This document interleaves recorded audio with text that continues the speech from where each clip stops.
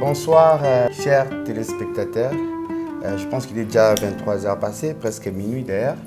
Donc, on a pu mbote na batunyo so bazolanda biso. Nos très chers fidèles internautes, auditeurs, téléspectateurs de partout dans le monde. Je crois qu'aujourd'hui nous sommes présents là pour notre bêta masolo n'engé to mesala na émission na bino ya Top Santé sur ce qui est nos sujets de tous les jours ou to débataka na bino. Mais je pense qu'en pleine émission toko zo appel par rapport à la suggestion, la question de Bino Borozala, je pense que les 20 dernières minutes de l'émission de Bisso, pour que Sabino Nzela, pour bien Bisso, na ba numéro, oyo eza affiché. Vraiment, en tout cas, aujourd'hui, nous allons parler sur ce qui est l'ignorance sexuelle. L'ignorance, on dit que bakana lingala, ko zanga ko yeba na makambo etali sexualité. En fait, sexualité est monde très vaste. Définir sexualité, c'est vraiment un ensemble donc principal des éléments où ils ont caractérisé vie sexuelle. Il y a humain. Voilà, oui, bien sûr, même Banyamapé. Basa na sexualité na bango mais ce qui au lingi oyi ba sexualité ba ima biso toza batu pour développer sexualité ba nyamate il y a ba plante te pour plante basa na sexualité na bango biso toza ba ima donc c'est pourquoi tozobela rami mingi sexualité il y a ba ima donc par définition j'allais dire ceci. La sexualité est un élément central de la vie des humains. De la vie des humains, vous excusez-moi parce que la français pour batumi va comprendre pour Michel est vraiment bilingue. Le terme même sous en français, c'est moins difficile pour nous retenir on a lingala, mais tout ça l'effort de tout le lingala facile, tout batuma qu'on comprendre biso na ba terme moko très simple. La sexualité est un élément central de la vie des humains qui comprend les sexes, le plaisir, l'amour, l'érotisme, le plaisir, l'orgasme. Donc tous ces éléments-là, ils ont caractérisé la sexualité. Donc ensemble, les éléments ezali otobengaka sexualité ezali importante oyeba yango lelo parce que sexualité ezobanda na vie ya mutu banda na kati ya libumu ya mama na ye lelo ba image échographique mosusu ezolakisa même un fœtus vous comprendre akoki kozwa ba érection à niveau ya ba image échographique lelo ezolakisa avec évolution ya médecine bazomona ba biloko wana tokende peut-être na muzindo pe makasité pour dévier biso na sujet na biso mais toujours comprendre toujours dans tout la qui sabatu que non même moi si fillette au hasard na 4 ans ou bien garçon au hasard na 5 ans 3 ans akoki ko soit érection et puis akoki même ko jouir on les allait peut-être pour la qui la complexité il y a au Italie sexualité ni batumi bakanisaka soki balobi sexualité ezali komona mwasi na mobali na mbetu te or avant mwasi na mobali bakoma na mbetu peut-être il faut bakata ba poil il faut internet ezala propre il faut elombe ezala na érection il faut mutu azala propre il faut mwasi ayeba ndenge nini kokalikile ba règle na ye mpona koéviter peut-être bana babotamaka na ndenge ya désordre donc tout ça est ensemble ya baélément nyonso wana oyo ezosalaki récite la vie sexuelle, il y a un couple, ils sont vraiment dans les normes. Donc voilà, il faut comprendre que c'est même pour Soukola, ni ba Soukola internet, ni moi on bala okola tarabasili pour moko na pays où tous ali na yangote pour na un moment donné elombe na ye ekokana kokonda. Donc na ndenge wana nde mutu zo mona kino soki ozana ba connaissance wana ozana ba base solide ya vie na yo sexuelle tango boko se mettre en couple ne na tango wana okomona ki makambo ekozala ndenge sengeli. Donc voilà ndenge na ko koloba la sexualité c'est en fait ça. Yango nozo mona lelo batu mingi soki baza na maîtrise ya sexualité wana te esengaka ki okomona ye ndeti tolo ba jeune garçon mingi na so yamba na cabinet na biso okomona mwana mobali aza na problème ya supposé éjaculation précoce. Il y a un problème, peut-être il y a elombe mukuse na mukie. Bien problème, tout le bagage problème éjaculation précoce. Bah jeune garçon mingi ne bandila ya sexualité na bango. Bah ça a tendance wana ya ko éjaculer précocement. Mais au comment naie akei comme la bankoro, aki comme la bakita mata, aki comme la boma mama. Parce que Azan a tendance moko Azan a ignorance à éviter. Oh yé problème na yé problème il y a érection té. Quand tu bateau ba souffre d'une éjaculation précoce, il y a des bateaux oh bazalaka na ba érection moko oh ezalaka facile. Mais comment yo mutu sa na érection facile? Oh qui ne sous comme la excitant. Oh et ko baby sa yo yango nozomona batu mingi oyo baza comme la ba excitant wana ba na suka na yango bazalaki peut-être un problème moko makoyebisa yo ki docteur na bande komela kisi mo bina naso na pharmacie comme tel na bande ki kotia matiti moko boye yango ne avant na mila yango avant na sala feti nanga avant na sala rapport sexuel nanga il fallait kaka na mila kisi wana po na sala feti soki na meli yango te mo na sala feti ezalité omoni na ndenge ya bongo mutu azali condamné na ignorance wana. Donc on la situation na biso le ignorance pour ça nga koyeba. Yo vi na mobimba jeune garçon à 22 ans soit 30 ans. Au bosani ki non na mokilo sa ko vivre sexualité zali lokwa biloko kolia eza lokola peut-être mai tomela ka to sala yango vie mobimba. To ko sala yango vie na biso mobimba ndenge to ko ba no vivre boye. To ko sala kaka sexe ezali peu important pour mutu azali équilibré. Mais tala ndenge lozo ko faire condamner sexualité na yo ou soit vie sexuelle na yo na masanga moko boye na boisson moko énergisante soko meli boisson wana te mo sala feti ezati okomi esclave ya yo moko okomi esclave même ya mwasi na yo okomi esclave ya vie sexuelle na bino ce qui n'est pas du tout correct. Et puis non pas seulement au continue avec excitant parce que na bandi na ignorance où ça ko détruire mingi zali utilisation abusive ya ba excitant ya ba drogue sexuelle ya ba boisson moko boye ceux qui omeli yango te moyen au sala feti ezate ezali mabe mingi koleka ezali mabe pourquoi parce que ekoki ko sala ete okoma jour qui siwane ko sala te moyen sala feti ezalité. Comme une dépendance, il faut qu'il soit là pour y au sala feti. Et puis, à un moment donné, qui soit là pour la dépendance et comme la résistance. Au comme la yango et pendant ce qu'on répondre était. Vous avez 50 mg, il faut comme on a 100 mg. 100 mg, on a c'est-à-dire il faut que c'est là comprimé mon comprimé mi balé. Au zongi force et zongi sous. Après au qu'il est une troisième comprimé. Tant qu'on combat na troisième comprimé wana sikoyo ko sala yo intoxication à niveau estomac na yo et oki ko sala yo problème ya foie ko pesa yo foie ezali organe moko to za on na nzoto na biso esala ka métabolisme et transformera ba kisi et oki ko sala ki foie na yo ekoma atteindre et puis okobela ba maladie lokwa ba cirrhose ba insuffisance hépatique et comme même na cancer.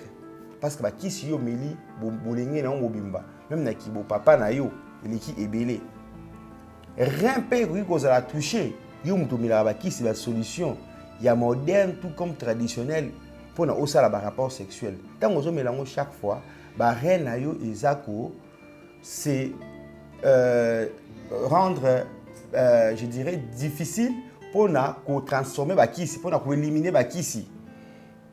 Au cours de la maladie, tu as mingi insuffisance rénale.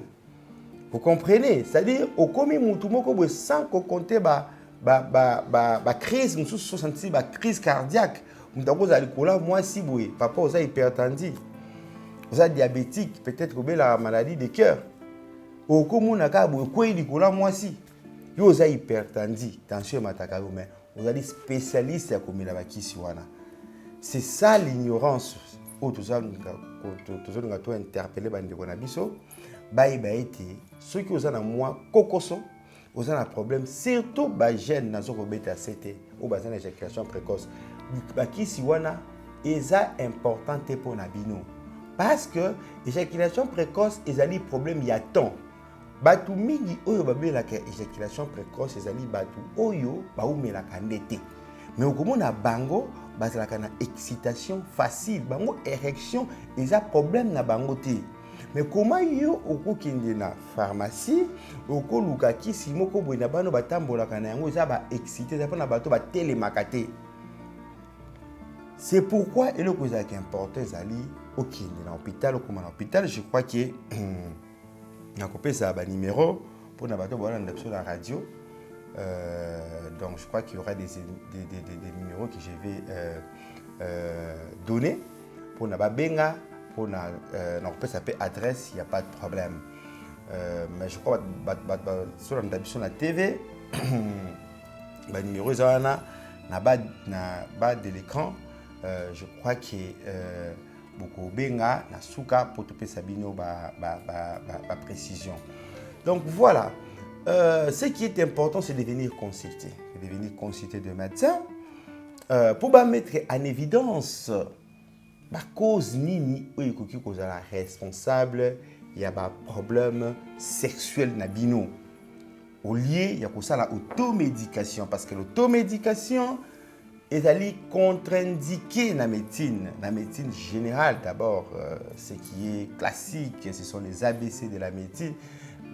L'automédication est interdite. Kozwa kisi komela. Ezana ba kisi mususu oyo muta komela bateka kango normalement ba kisi ya fièvre et puis ya mutu pasi eza ba kisi moko ezali yesenga ordonnance te. Mais na makambo etali spécialité à si posséder makambo etali sexologie et tout. Il est important de consulter le médecin, les spécialistes que nous sommes.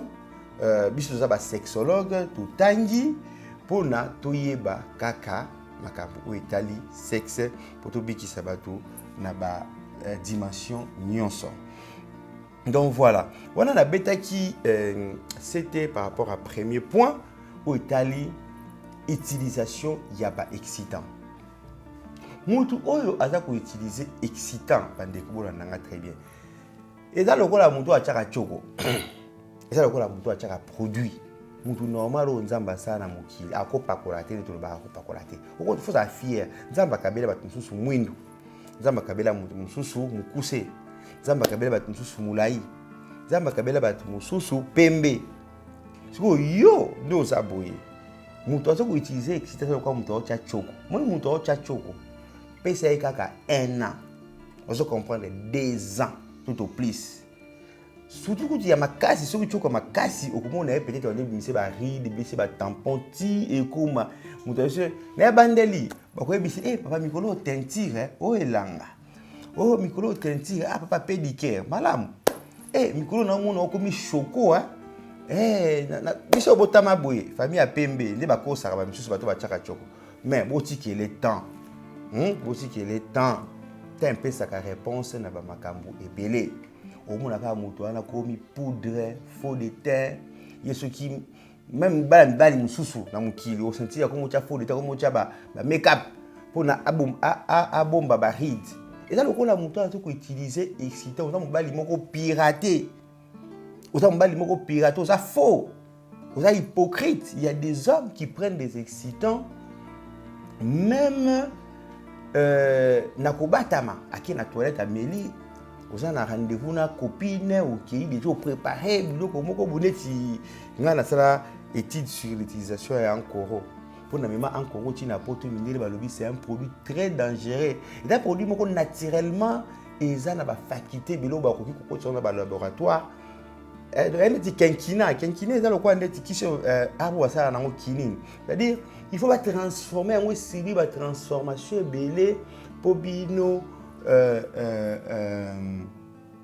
mais la kinine. Mais ce qu'on encore ndinge zawana, et c'est belé si wana traditionnel.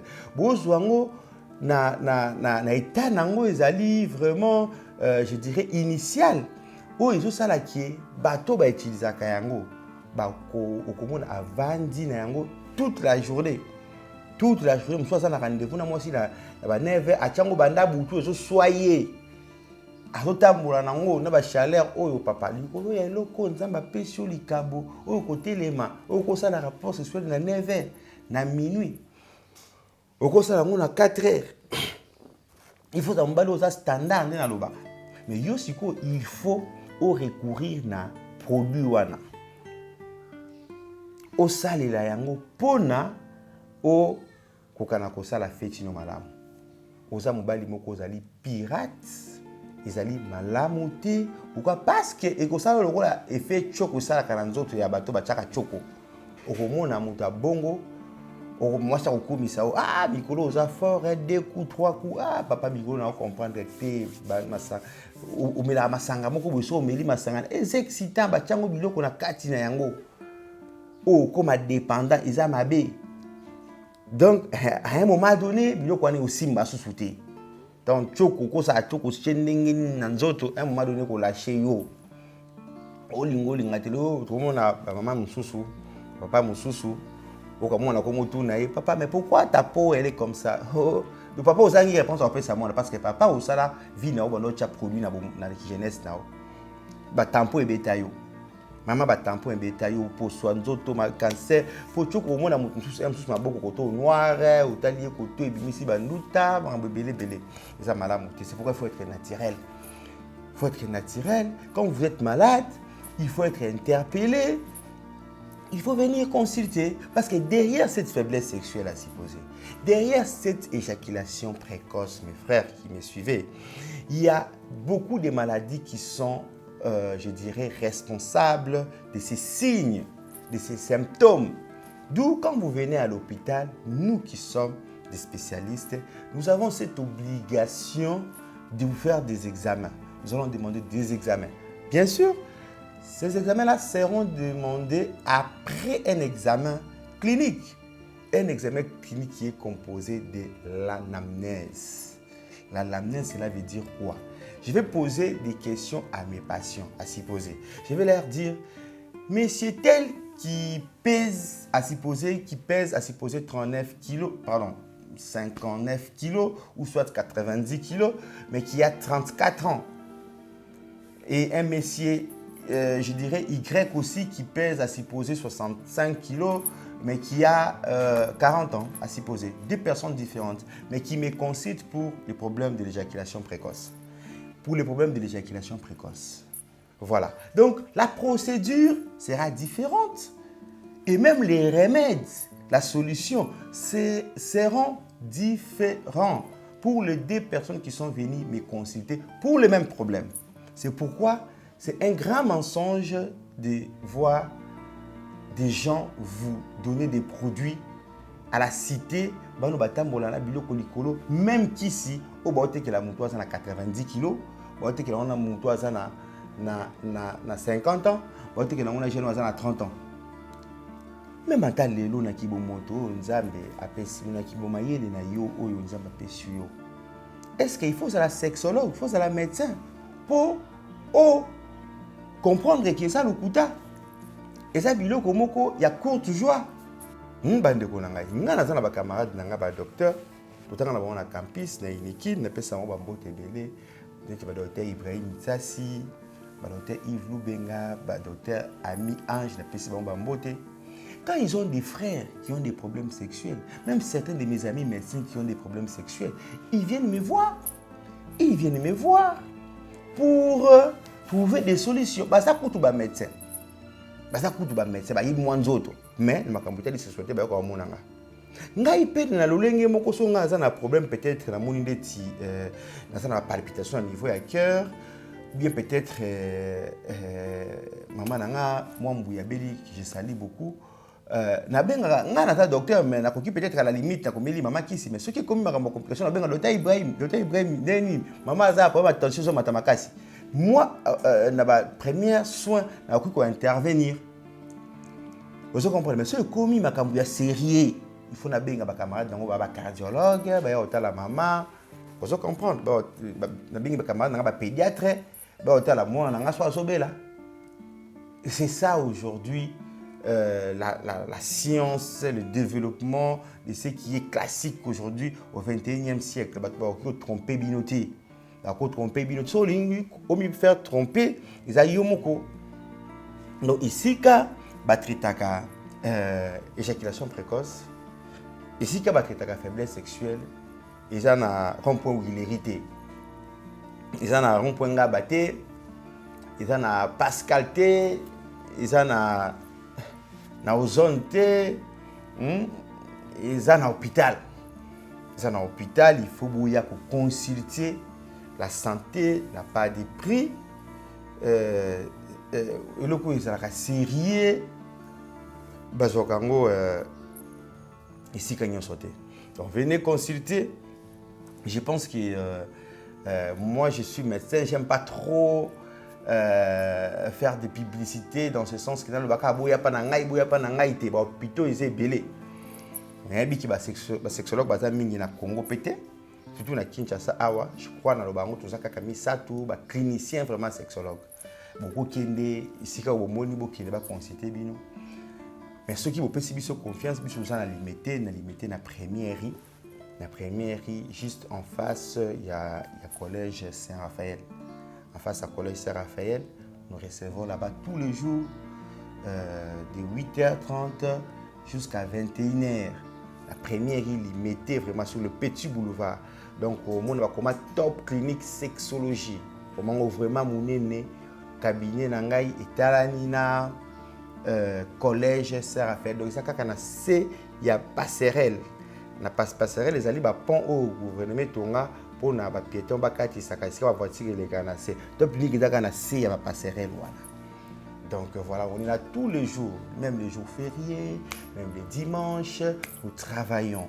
Venez consulter. Il y a des villes en Afrique qui n'ont pas de sexologues. Beaucoup de villes.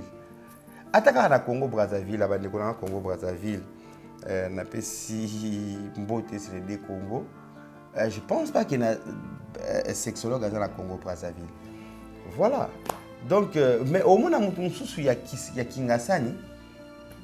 Ah, il mettait sa musique. Bon, c'est la biso cabinet quand on a chez papa. Sur les lignes autres, on a eu au Batomasina, Bazoya, Batuya partout, Bazoya. Il faut obika parce que même dans la province, Moussoussou, je crois que sexologue bazaté donc il faut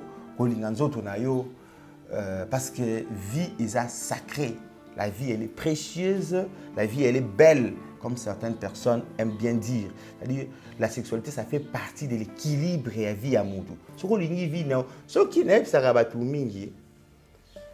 Même dans la conférence, dans l'église, dans l'université, partout, même dans le colloque, dans le bisso, tout qui est partout.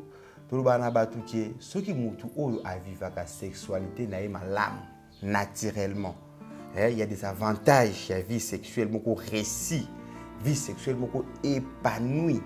J'ai toujours dit, mutu azana sexualité à malamu, akokufa avanté. Mutu ana kosa la AVCT. Mutu ana gobe la maladie de la tension T. Parce que sexualité so ça lango bien, il faut même équilibrer tension na yo. So mutoz orgasme, il faut même équilibrer tout ya sucre na yo. Tout ya acide lyrique, ba to abela la goutte. Vous comprenez? La sexualité peut résoudre les problèmes de la dépression. Bah, tu vas prendre la dépression, bah, tu vas avoir la CNPP, tu ça sous bien té. So muto ça la vie sexuelle bien, muto abela la insomnie. Ala la pongi te, ça l'idée sont ça la rapport sexualité. O la pongi malamu de, surtout ba fille. Ba maman bazo landangai, insomnie. Bah, tu vas la problème à pongi. Yo vraiment ce que ça les rapports seulement bien. Bien vraiment donc ça les fait mon le bango vraiment bien réussi. Ou là la tendance. Il faut là la paisiblement. c'est-à-dire mutu oh ça la sexe, je dis bien la bonne sexualité, les bons rapports sexuels. Or les bons rapports sexuels sont rares. Mibali bakoma osuka aosala atana rendez-vous na mwasi ozobanga okomi ko calculer comme si c'est examen, comme si c'est jury, comme si c'est preuve moko bo examen d'état. Ok, ça rendez-vous mwasi na yo mobali na yo. Et comme moi si obala na mbongo ata obala te ata oza ba fiancé likangu na yebite ngam problème na ngeza problème kino ba basala ka feti bien. Okomona mutu aza na rendez-vous azobanga pourquoi pas ça sur na yete pourtant ça biloko nzamba kabeli oza na mona nzoto ebela ka bandeko soki nazoloba awa nde balobaka ke non jatiki papa moko bisenga docteur yo za ku sasa biso ozoko kisa biso bibali ngana ibisi jamais ngaza mobali na kisa mbali na ndengeni naza na posa kisa mbali te ya otombola moi cité ya kisa moi cité otombola mobali te naza na posa ya ba équilibre ya ba couple. Vous comprenez, biso toketaka ba couple ezala fort ba vivre parce que les fondements d'une nation commencent par la famille. Et qui dit la famille, dit la reproduction, les enfants et tout. Vous comprenez? Et les enfants se font par quel mécanisme? À travers la sexualité. Vous comprenez? Donc, c'est-à-dire la sexualité, c'est le fondement aussi d'une nation. Vous comprenez? PDG, il y a une entreprise. Soit dans la première éjaculation précoce, ministre, soit dans un problème, il y a faiblesse sexuelle. Alors ça me sera bien. Professeur, en tant que sabana, à tigaki moi si 2 mois à salaka par rapport sexuel malamuté. Professeur, en tant que sabana, na classe, na primaire, tout comme à l'université. C'est pour vous dire que quand quelqu'un fait très bien ses rapports sexuels, la nation, je dis bien la nation, indirectement, va évoluer. Chauffeur, surtout les chauffeurs, il y a des sensites, parce que les chauffeurs à catch. Tout le monde a un problème très sérieux. Aux autres, la carte à tour.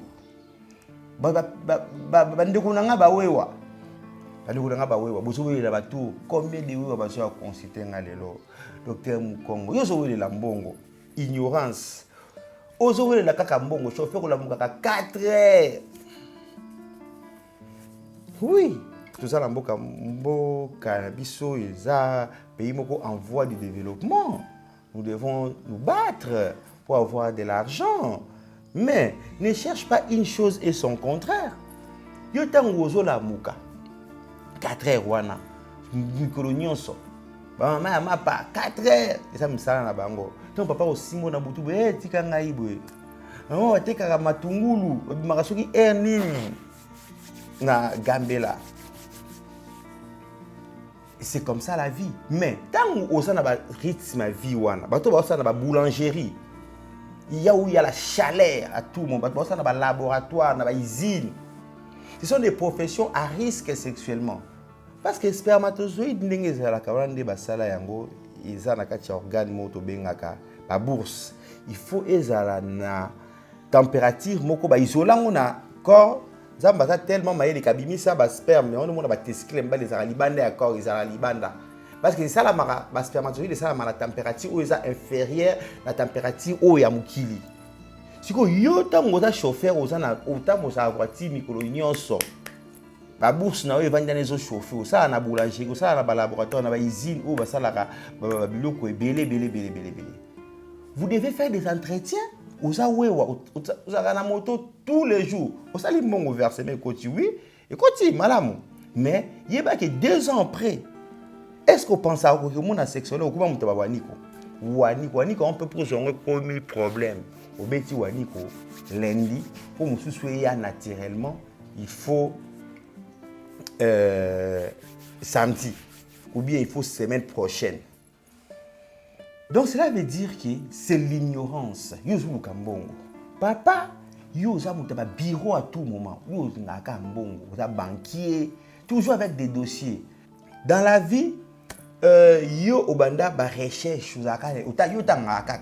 Aussi si kutango comment mutamusala ba engagé au salaire rebelle oui papa sala ka mingi je suis toujours occupé des missions de service le bikuna mukongo passe, le bikuna éjaculation précoce, aussi ka maman na posa. Ozo bébé sa foyer na yo. Équilibrez-vous. Quand vous êtes malade, cherchez des médecins, ils vont vous consulter. Votre radio, radio, c'est le 081 47 83 255. 081 47 83 255. 089 72 60 251. 089 72 60 251. Donc, pour Bengabiso, donc les adresses, j'ai déjà donné. On peut s'assoussou et les capés sur la bande passante, il n'y a pas de problème.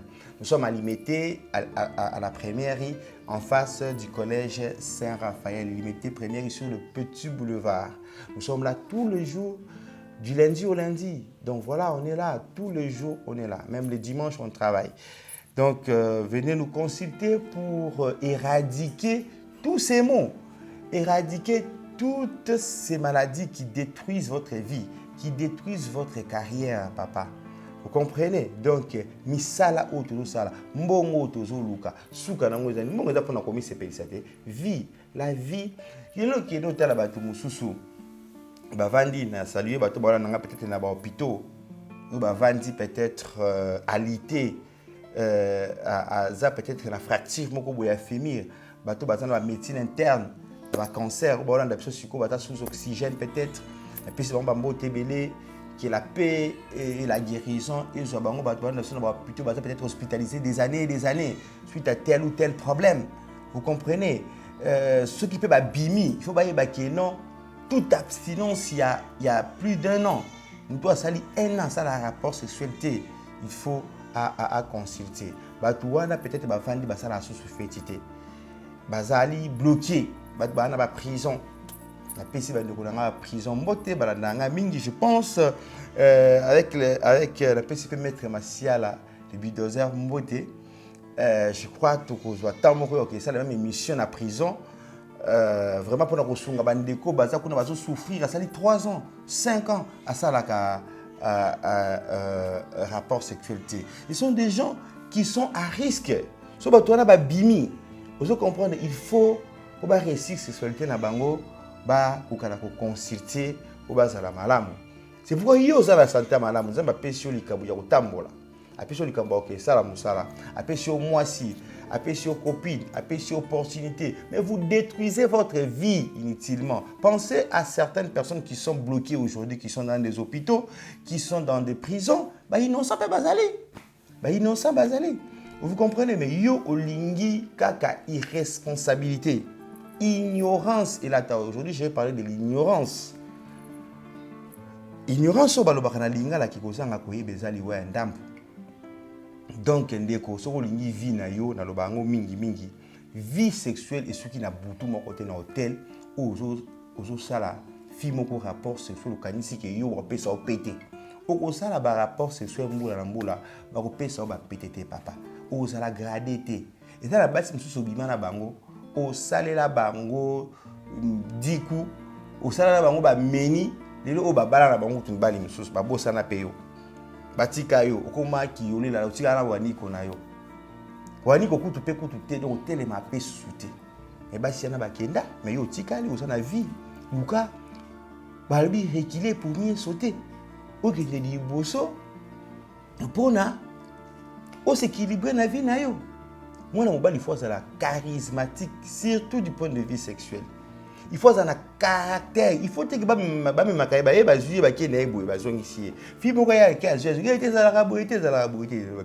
il faut avoir un itinéraire sexuel. Parce que la sexualité, c'est la vie. Au Koba, peut-être même les mariés. Même les mariés. Il y a des mariés qui sont devenus déstabilisés à cause de la sexualité. Il y a des gens aujourd'hui, oh bah ça on a plus de temps on va la ngate pourquoi parce que la monde que ça nous que nous la monde battu. Vous comprenez, c'est-à-dire la solution elle est là. Ce qui est le au thème de maladie le là maladie mosusu kutu banda obangisa na carnet ba sida. Est-ce que tu vas kufa sur na sida? Sida les gens sont na sida. Ceux qui ont un souci, c'est-à-dire au comprendre il y a des gens qui sont aujourd'hui des PVV. Bah vivre vie na bango bien, bah ça na ba anti-rétroviraux na bango. Vous comprenez bah vivre de manière paisible. Ngana ibata sida lo bazo bota. Ezali le mutana sida c'est-à-dire mukile changer, mukile za ko évoluer. Je ne dis pas que les gens ne doivent pas se protéger. Hein. Le bon côté, mais le que non. Sida, oh, oui, bah, karawa, des akasu qui ont son mutabi, sida, boki, maye, et ça sous bon côté. Mutazana sida, et à revivre bien, à recouvrir à péter. Il y a la personne vivant avec le VIH. Il y a le quoi, mutana diabète, il y a mutana hypertension, il y a le quoi, mutana goutte, il y a le quoi, mutana la gastrite. Et donc, sida est comme un bongo, mais il faut se protéger, il ne faut pas être atteint de l'hôpital de sa moto, à ça la makamoko pour avoir hypertension, pour avoir un diabète. D'où, yondengo zawana paye baki, so ozo la lo pour la faiblesse sexuelle. Ozo la lo pour l'éjaculation précoce. Pour l'atrophie, peni na ekondi ozo la. Pour la ni ozo la. Il y a qu'un hôpital, tout ça n'a pas capacité, il y a qu'au traité au bika. Et d'où, après avoir colobé là-bas excitant, il y a un qui a lobé là. Deuxième point d'abisso, problème au Italie, je crois que toi on attend. Le problème au Italie, les syndromes sexuels. Les syndromes sexuels, c'est un ensemble de maladies qui touchent presque toute la population mondiale par rapport à la tranche d'âge, par rapport à la race et par rapport à la circonstances nabango où va se présenter. C'est ce qu'on appelle les syndromes sexuels. Il faut monter bayango parce que oui, vous avez profane, mais qui peut sauver yo, mwandambo, ata avant yo hôpital. Ata si koso la nanga peut-être sur internet, va nanga aux États-Unis, partout. Peut-être si koso ali, c'est cela va couper son rendez-vous pour un pays monsieur de quoi est la France. Dernièrement, j'ai consulté un malade en Belgique et puis docteur, je suis très heureux de te voir parce que je voulais aller consulter un sexologue, il m'a donné un rendez-vous après 4 mois. On est en Belgique. Quand on a commencé en Belgique, à Bruxelles, on a consulté un malamoko. Donc, yo si ko zawa na Kinshasa, so lingo mon docteur mam. Okoya malamoko na hôpital, il a coûté que rendez-vous non. Biso bazwa rendez-vous te. Nous quand vous venez na adresse to pesi biso, to pesi bino eza na TV wana, na numéro bengi oye lobby okomona ngai moko na hôpital na za na consulter. Mais dans d'autres pays, je vous dis même aux États-Unis d'Amérique, partout ailleurs, renseignez-vous. Consultation à cardiologue et tout. Et puis c'est cher.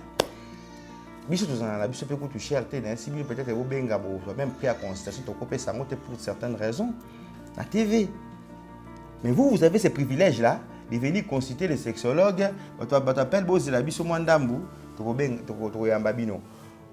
vous avez la chance, cette opportunité de venir demain matin et me voir personnellement pour vous consulter. Donc il faut profiter. Et aussi, c'est pourquoi j'ai dit qu'il faut d'abord sauver. Mani on a n'importe quoi, tu sais qu'il y a une définition, puis une maladie on se présente. Il y a un bosso. Syndrome aliboso, on a présenté des problèmes, il y a faiblesse sexuelle, trouble érectile ou soit dysfonction érectile. Et ça, faiblesse sexuelle, c'est un problème, il y a un téléma, un téléma raté. Il y a un téléma qui est ou bien érection est faible. Nous on appelle notre définition, il y a français pour les gens importants. Nous savons que se présente. Nous télémaka na mikakatano. Vous avez vraiment donc ce que téléma si ça il ça c'est comme si mon oiseau vibrait. Vous piquez vous sentez force. Érection commandée qui érection ça la tout droit. On dit libende télémi vraiment boy mais yo mo comprendre derrière on a téléma sou bien té. Non lingana sala na bandi boye na bandi na ngana tali 3 minutes mona elembi na kati. Bien zaki ya ko telema na lingi na kota na nzoto ya maman na internet au monde olembi. Ou bien en pleine action au sali pas olembi. Ça c'est la faiblesse sexuelle. Une difficulté qui est du point de vue érection. Vous comprenez? Mutumsusu aussi une variante de faiblesse sexuelle. Batoba waniko, batoba un coup. Au sali un coup. Vous comprendre?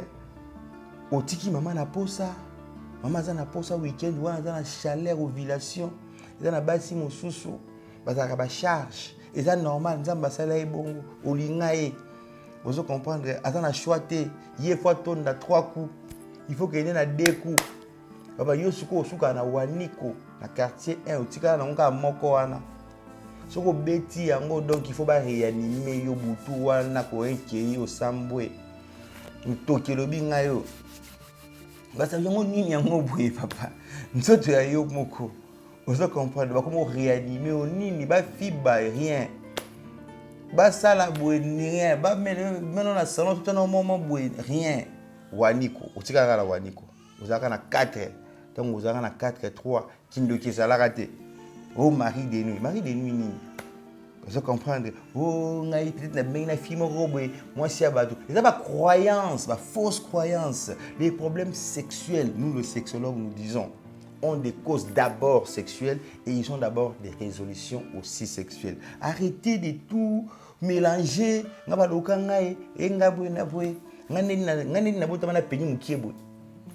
Dieu est souverain. Asa bat mususu mikuse bat mususu matoyi milaye bat mususu na mukilio bat bateka pondu fo bazala bato bazana ba jet fo bazala bato bazana ba charo fo bazala bato fo batema na ba re fo bazala. Eza mukili eza nzamba za mystère nzamba za tellement maïe asa na maïe moko donc je ne sais pas comment est a présenté makambo yo mo skonde yeba ici kanini ba pesa mutu nyonso mo yeba pona batu nyonso. Yeba soko ozala mame bila lela ou bien soko ozala en catégorie yaba élite. Vous comprenez? Donc il faut dans la catégorie yaba élite sexuelle. Mutu ba érection moko sentir et comme yaba réanimation. Tu es faible sexuellement et puis il faut venir à l'hôpital. On va te consulter, on va mettre en évidence les causes qui peuvent je dirais être à l'origine de cette faiblesse sexuelle. Il y a beaucoup de maladies hormonales, des maladies, je dirais. Même quand syndrome, diabète, hypertension, goutte et tout. Voilà. Ce sont des maladies qui peuvent aussi baisser la virilité d'un homme. Mais vous êtes hypertendu, papa, vous êtes diabétique, ok, mais la kisi. Ok, perte. Ok, perte. Il y a 2 secondes. Il y a 5 secondes. Orgasme, il y a minute moukier. Or, pourtant, ce qu'on est dans l'hôpital, il y a une formule. Oh, il y a un bika, au zonga malam. Puis, il y a un deuxième élément, l'éjaculation précoce. Vous l'entendez très bien. L'éjaculation précoce est différente. Na faiblesse sexuelle. Mutu oyo azana éjaculation précoce. Mutu wana atele makambangu. Mbangu. Ce qui est la série dans le bango. Ou bien amati na moto. Moi si moi amati leka na moto ou bien amuna ka le mupende moi si le hika boata na film atana moi nini boye na TV yé atelemi. Bato éjaculation précoce signe libération éjaculation précoce mingi yango wana. Batele mambanga. Si vous avez un bandeli awa, yo tele makambanga. Si vous avez un excitant pour l'année, votre question peut ça comme l'excitant. A comme il a coroté ko détruit, a comme il a qui sur la pharmacie na autant a comme na ngote, a comme la boisson là parce que yé a tele makambanga. Dans la nesika baza komi boma. Il faut aller à l'hôpital, na le baki yango awa to sala ba examen to yeba et le koni sala ke yo obwa kakambanga. Mais ezana mutu mususu oya kozala na éjaculation précoce et puis na faiblesse sexuelle. Nous sommes balés sangani. Surtout pour l'éjaculation précoce ou mitu makasi oyo ba mila ba excitant parce que yo zo détruire makasi nzamba pesa oyana ya kozala mbangu kotelema. Si vous vivez avec excitant, néanmoins, vous avez une faiblesse. Il y a des gens qui viennent, qui ont et l'éjaculation précoce et la faiblesse sexuelle. On peut se Cameroun, un qui lobby qui par exemple, un jeune garçon qui lobby en consultation, à 27 ans, elle consulte un docteur Marmon, elle dit docteur, ngai na tellement na mbango, on ça même 4 5 coups, mais il y a 2 minutes. Il y a 2 minutes, kaka suka papa 2 minutes. Oka na boaki. Moi si ngai bisinga me papa, iyo sikoyo ata ozongeli. To ça suka bo 2 minutes. Donc ngana yaka pona yo libala oyo. Donc mutu wana yé problème na ezali azana virilité makasi. Pour ça na ba 5 coups, mais ya mikuse. Ya mikuse. Munu susa komona nga kaka lobi. Yé bisinga docteur na zaka na waniko. Mais waniko nga po ebima na kosa ata 1h20. So pe bimi ka litanga tak. Siko bato wana mibale na nzela na rompo ngaba na rompo wileri ba melikisi moko. Mais ata binu moko. Hein?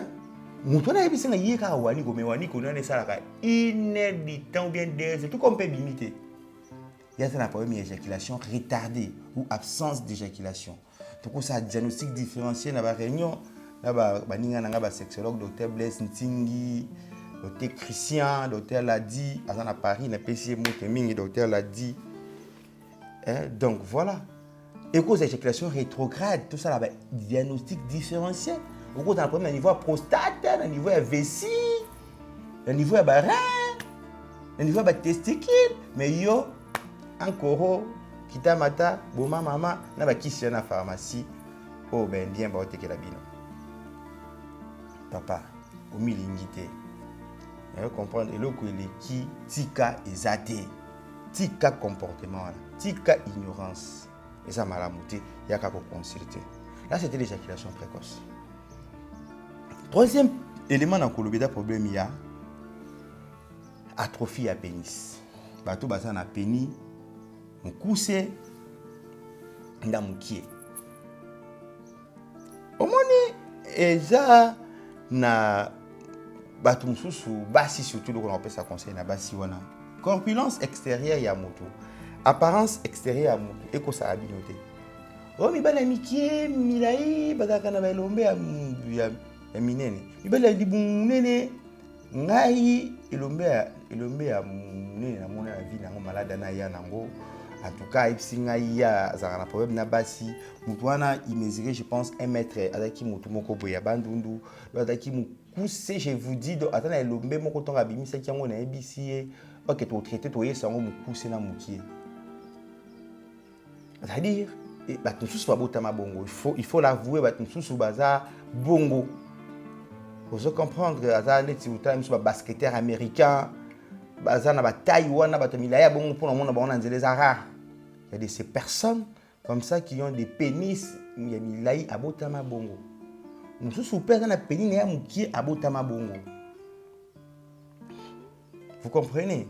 Nous soupé zali bichacha. Bichacha senti mingi surtout na zo yamba ezali ki na zala ki bongo de pénis na ngezo konda. Ngana zala ki boité pourquoi? Olata mabe, olia mabe, hygiène mabe. Et puis vagabondage sexuel, infection, les infections sexuellement transmissibles. Et c'est une cause majeure. Il y a un pénis. Infection. Surtout surtout il y a une infection sexuellement raté. Par rapport à basi no mona mususu ba mama ezo bimae ba le Corée solo mibali mingi mo tonga roba la boti a bota susute mais infection mingi mibali surtout urinaire et évoluaka à bas bruit sans symptomatologie clinique apparente mais tango kokolo bali o moni ke na ba kitala ba spermatozoïde na obwe OATS oligoasténoteratospermie et kufa ba spermatozoïde ko tikali ki site vini mbobo tate faut faire très attention. Et parmi les causes, qu'on dit ça même elombe, ezali d'infection. Au lieu de na Irène, libi kunana Gisèle, libi kunana Mami, basi nyo sona yo, on se protège à rater. après elombe na ngekondi so si ça la rapport au chocolat lingette au charate au la libongo peigné outil na mile moko acide obimi na tongo pe kuna jean olati silipa nylon olati mo ipe kamatanga embouteillage ezwa ngai 3 heures na nzela elombe respirer te okomi su na ndako olali evina bilamba serré 5 ans après elombe le fait konda parce que ignorance c'est l'ignorance vous connaissez pas les principes fondamentaux de la sexualité.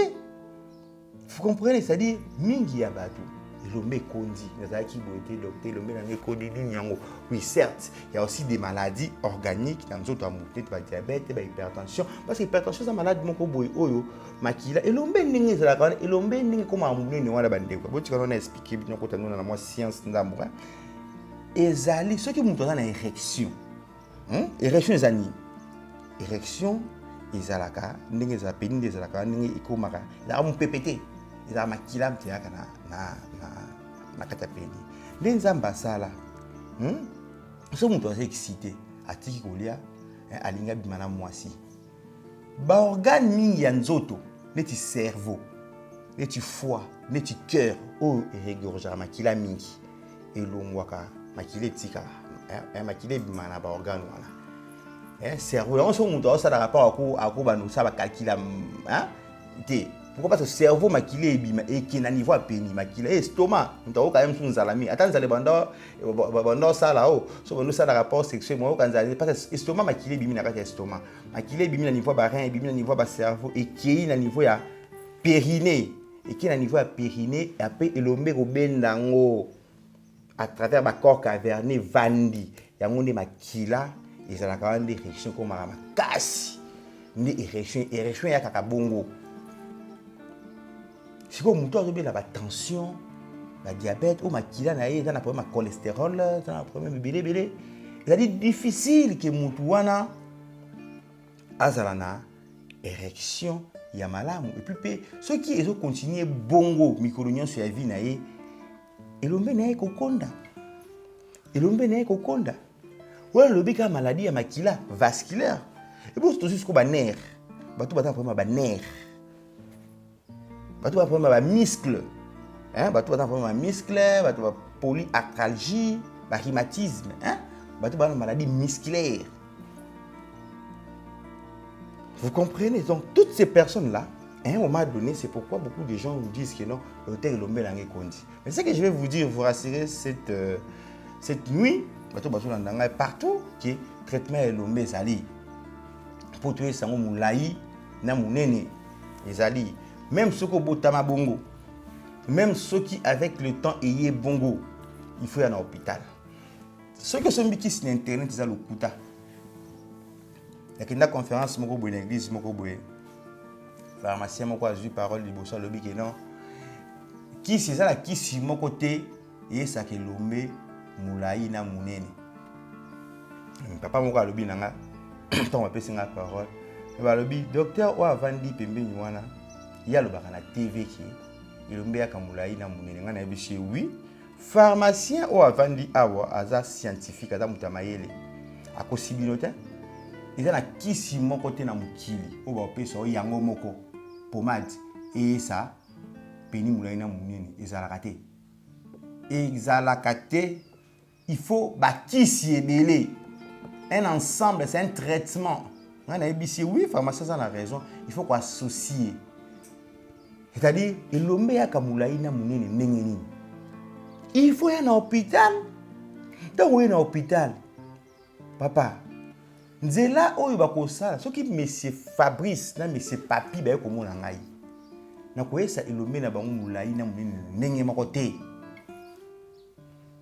Ndenge moko te parce que baza na poids moko te, baza na âge moko te, baza na ba gène moko te.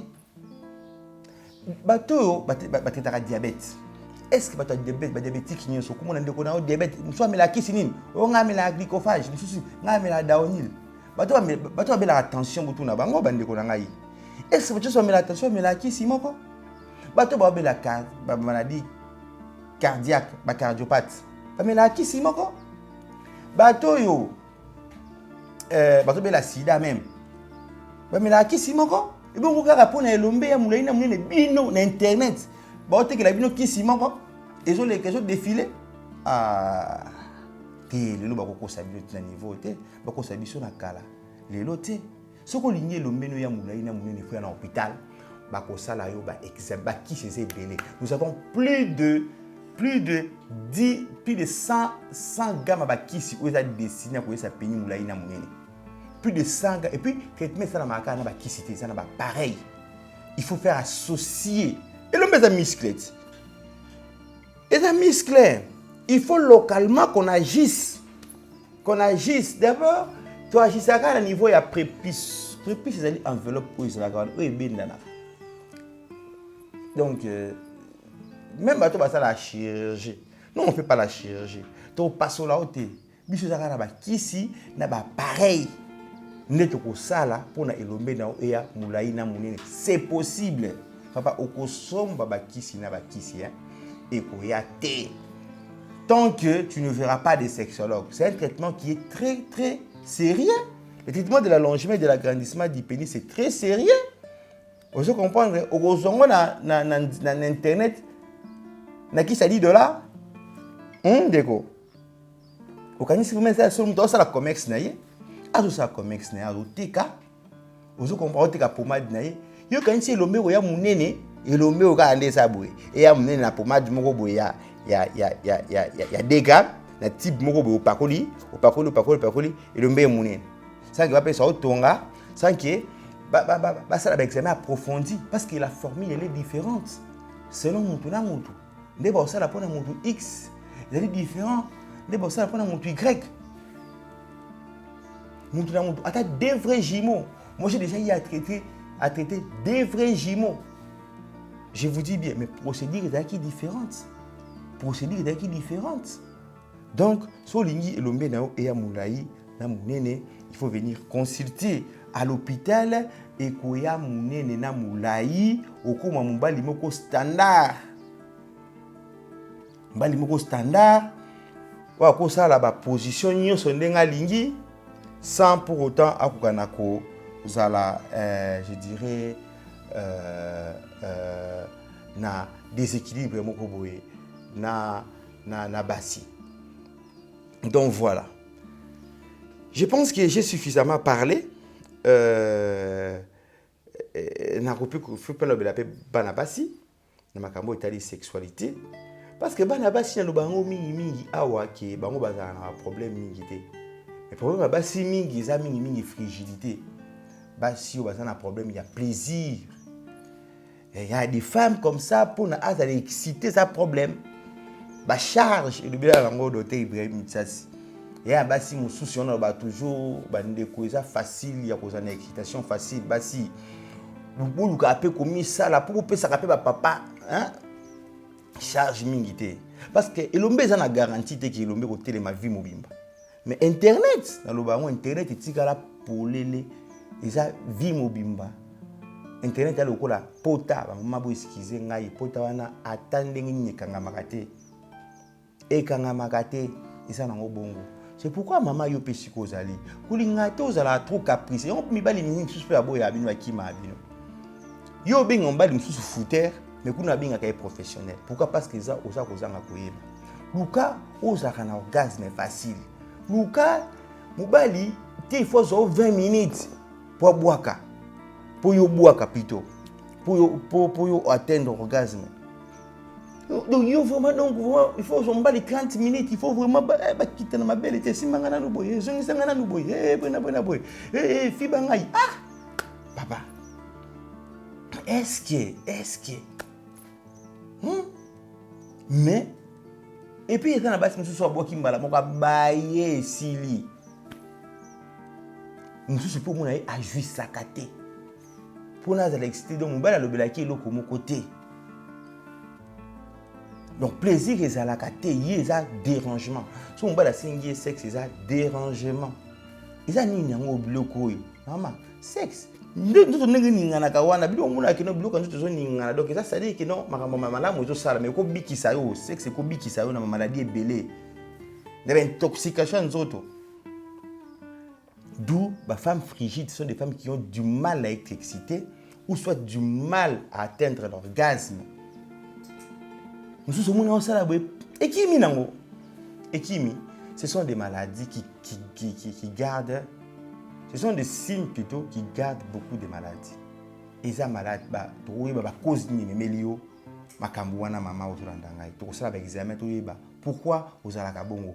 To ki même ko matisa yo moto, to matisa yo capacité à ko vibrer, ya ko s'exciter facilement, ya ko zalaka multi-orgasmique.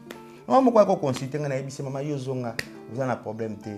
Donc te pour nga sombala signer ka bo 2 minutes pour 3 minutes mama oza opamwama. Yo soit 10 orgasmes. Yo soit 10 orgasmes na butu moko zo lela. Na butu moko 10 fois. Au moins orgasme 8 fois, 10 fois. Maman, oza béni na osimba ote maman, oza bien, sikala bongo. Mibali mingi baluka basi lokola yo. Te solo, maman tikala bongo.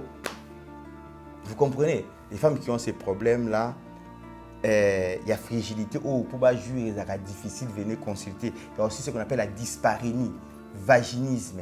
Il y a douleur. Si on a les rapports sexuels, il faut douleur.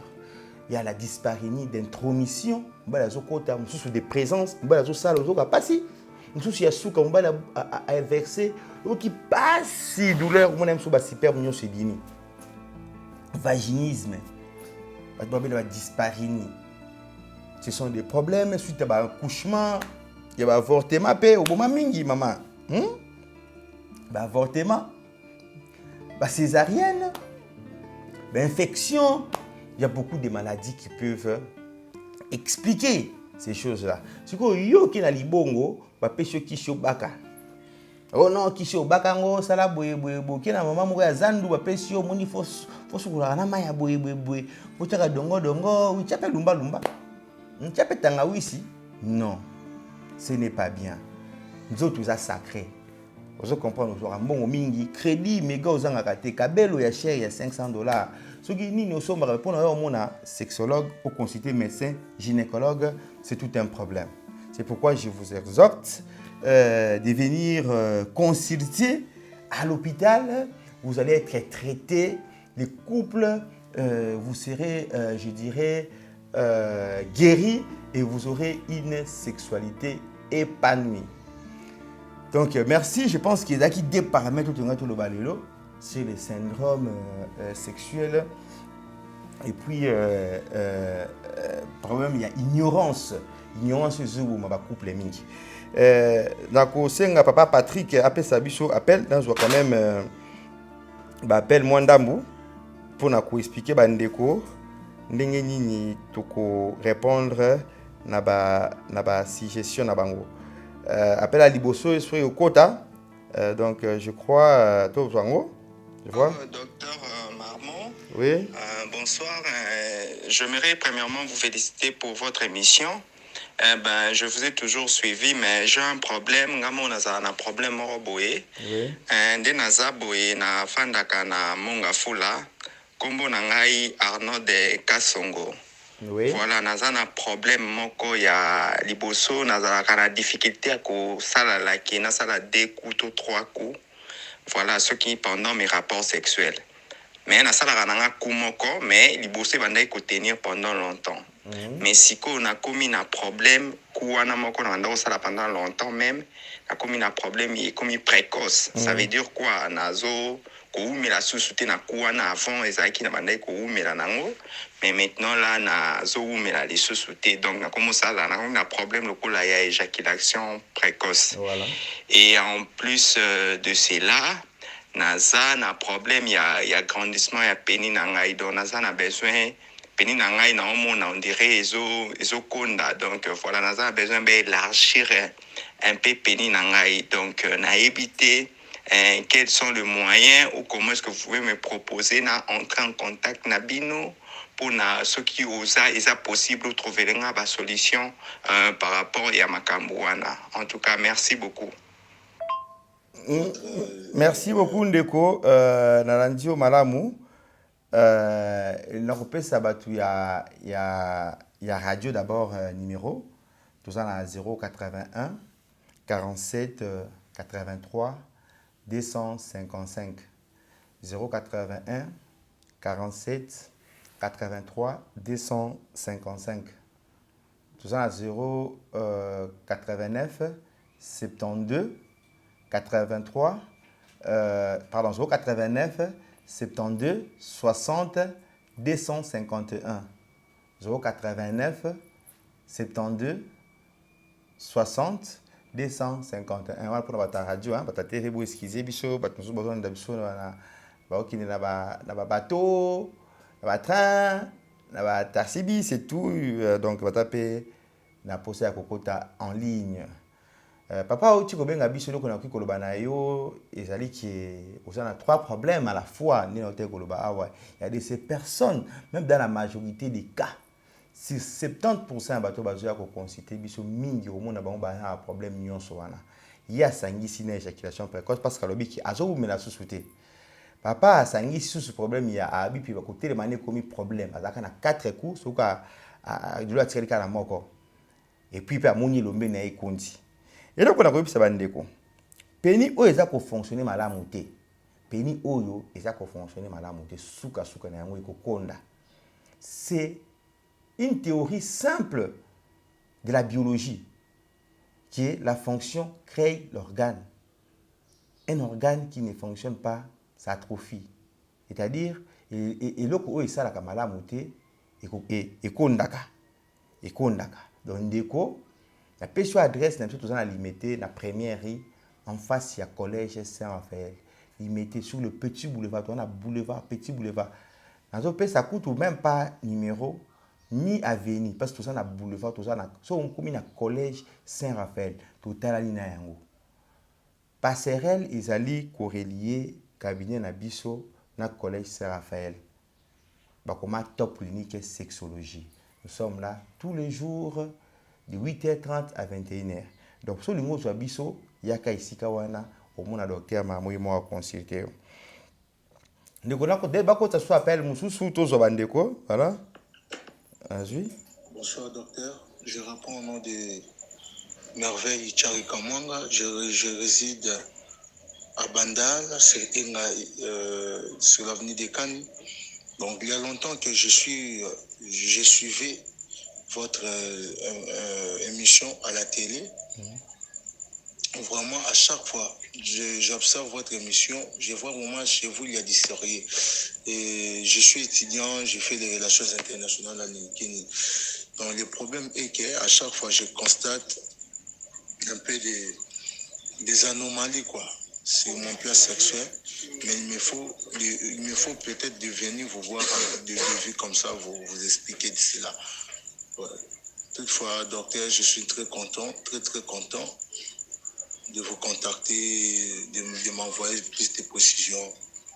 Merci beaucoup, cher docteur. Merci beaucoup, de bonnes choses. Excellente soirée. Merci aussi, mon très cher étudiant. Voilà, c'est une façon pour moi d'interpeller les étudiants qui nous suivent. Voilà. Les étudiants de l'UNIKIN, ISTA, IPC, Bel Campus, IPEN et tout.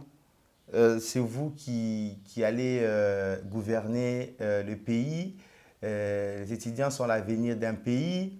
Donc, n'attendez pas que vous puissiez finir d'abord vos études pour venir consulter.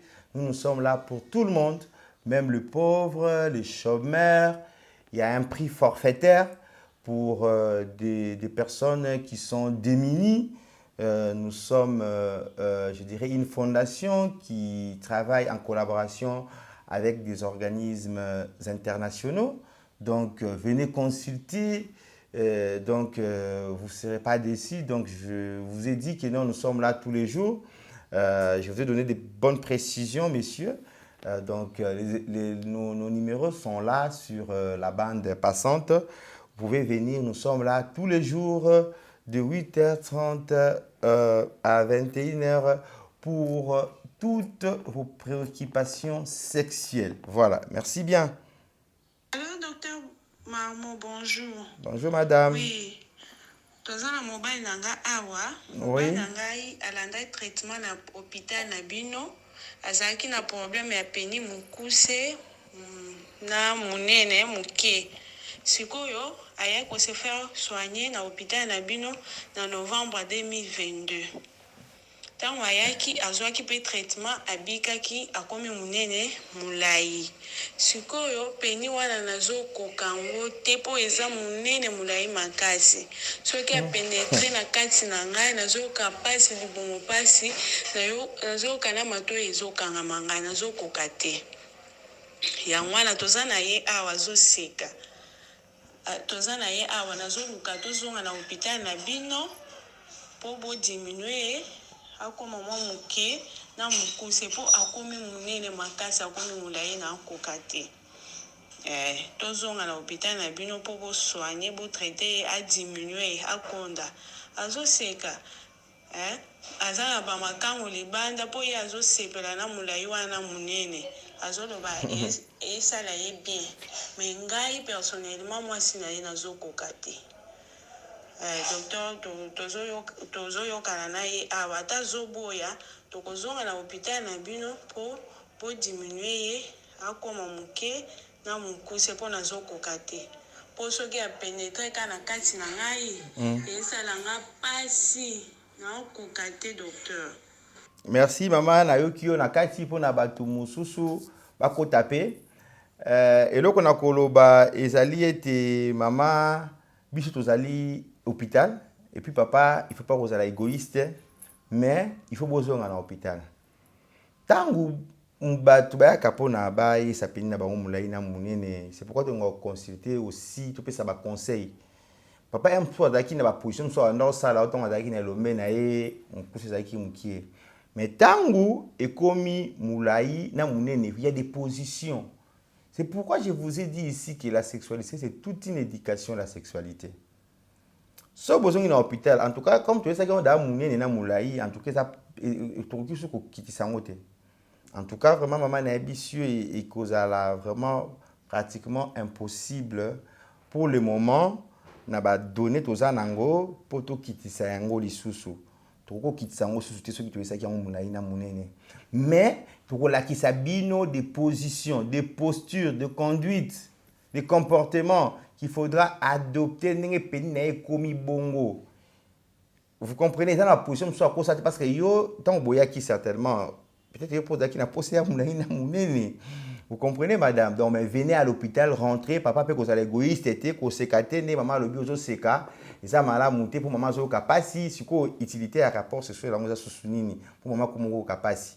Donc cela veut dire il faut bozonga il y a ce qu'on peut faire par rapport il y a accompagnement au salabino pour na peni na bino pénis il y a papa ezonga na ba ezala kaka bongo mais ba position ba forme autre bo sala pour ekokana ko déranger yo te maman pesa biso confiance ne boyaki nous sommes là et puis papa ta dans la fiche na hôpital on sommes sous fiche peut-être on fout à consultation donc voilà nous sommes là tous les jours de 8h30 à 21h nos numéros na radio 081 47 83 255 089 72 60 251. Voilà, dans tout cas, une minute, bon, signaler, bicho, to komi presque na souka, tous appellent, Moussousou, je crois, voilà. Bonjour, docteur. Docteur, nabengi yo banda commune ya Lemba. Oui, maman. Nabenga mi na kombo ya maman Mireille. Oui. Dans nalandaka yo na émission na yo salaka. Ouais. Nalanda yo souvent na télé. Ouais.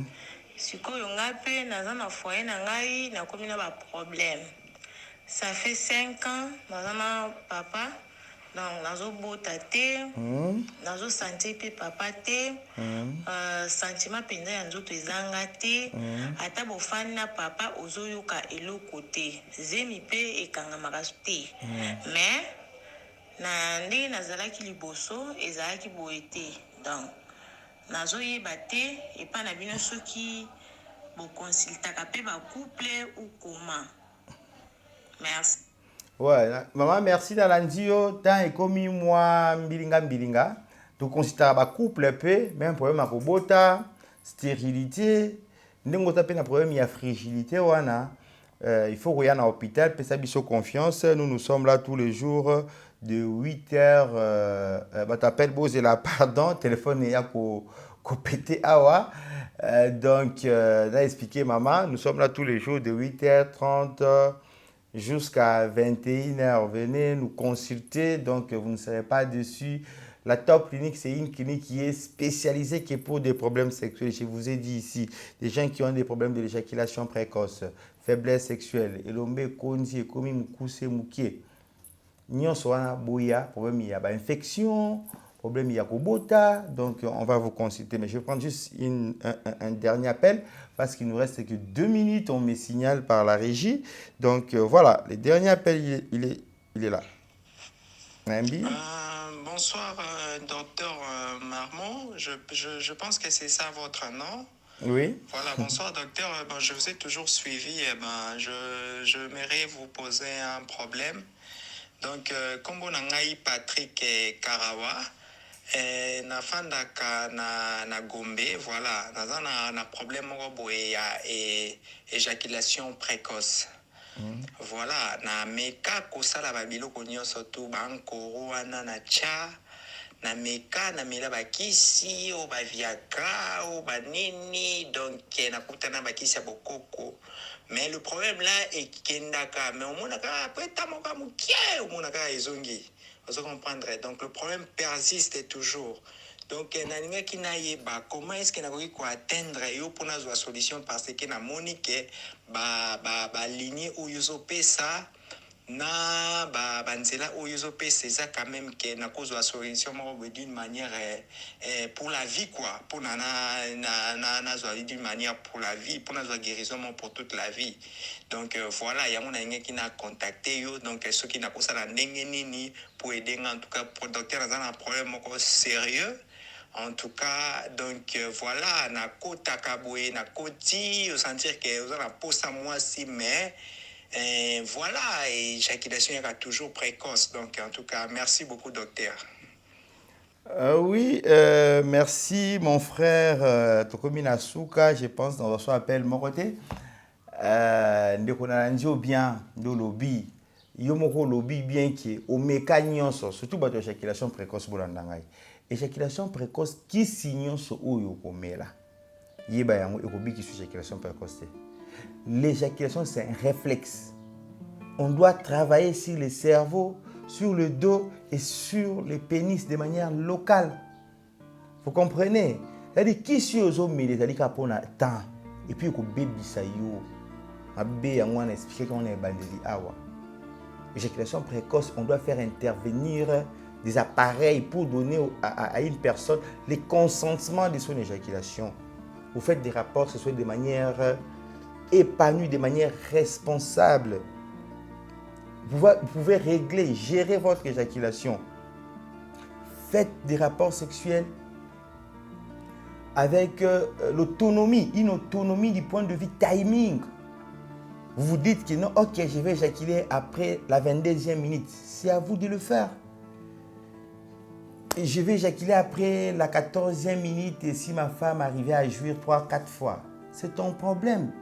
Vous avez une certaine indépendance. Vous comprenez? C'est ça la vraie vie sexuelle. Les chers étudiants qui me suivaient, les chers cadres et tout, voilà. Donc, soyez responsables, même du point de vue, je dirais, sexualité. C'est très important pour votre vie future. Je pense que je vais chuter par là concernant l'éjaculation précoce. C'est un problème très sérieux. Vous comprenez? Donc, c'est important d'avoir une sexualité épanouie pour votre paix, pour votre bonheur. Parce que le sexe, ça fait partie de l'orgasme, c'est une émotion qui est tellement positive. Vous comprenez? Qui peut facilement vous donner bonheur à la vie. Donc, je pense que nous sommes presque à la fin. Je vais dire merci à toute l'équipe technique. Je crois, je dis merci à mon réalisateur Patrick. Patrick qui? Patrick Image. Ouais, Patrick Image, merci pour ces beaux cadres. J'ai dit merci à Landry Defundra, qui est notre cordon et tout. Donc voilà, j'ai dit aussi un grand merci à tous les téléspectateurs, auditeurs ainsi qu'internautes qui nous ont prêté attention. Je pense être prêt pour répondre prochainement à un autre numéro, sans pour autant oublier toutes mes infirmières de la Top Clinique. J'ai dit merci et grand coucou à Madame Bibi Mitongo, Madame Sylvie Kankou, sans oublier le pasteur Rissassi Mambo. Donc voilà. Donc en fait, je vais terminer pour vous donner notre adresse encore. Je vais encore vous donner notre adresse. Nous sommes à Limité à la Premièrerie, en face du collège Saint-Raphaël. En face du collège Saint-Raphaël, nous recevons là-bas tous les jours de 8h30 jusqu'à 21h. Même les dimanches, même les jours fériés. C'est un hôpital, nous travaillons tous les jours. Venez et je pense que vous ne serez pas dessus et que vous serez guéri et vous aurez toutes les réponses à tous vos problèmes sexuels. Et que Dieu bénisse le Congo. Merci.